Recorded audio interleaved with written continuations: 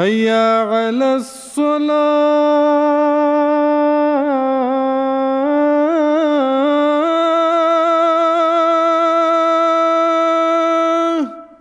رمضان کے دنوں کو ہمدردی و خیر خواہی سے خاص نسبت ہے۔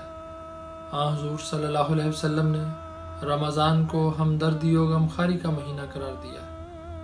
آپ اس مہینے میں غیر معمولی جود و سخا فرماتے، آپ سائلوں کو عطا فرما دیتے اور کمزوروں اور خادموں کا بوجھ ہلکا کرنے کی تلقین فرماتے، یہاں تک کہ صحابہ نے آپ کی جود و سخا کو تیز آندھی سے تشبیہ دی۔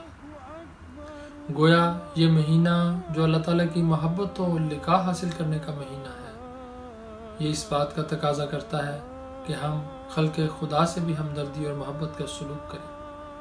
آج کل ویسے ہی وبائی مرض کے ایام ہیں، یہ دن بھی اس بات کا تقاضا کرتے ہیں کہ ہم حقوق العباد کی طرف خاص توجہ دیں۔ سیدنا حضرت خلیفۃ المسیح الخامس سیدہ اللہ نے 10 اپریل کے خطبہ جمعہ میں یہ نصیحت فرمائی ہے کہ یہ خدمت انسانیت کے دن ہے، یہ حقوق العباد کی ادائیگی کے دن ہے۔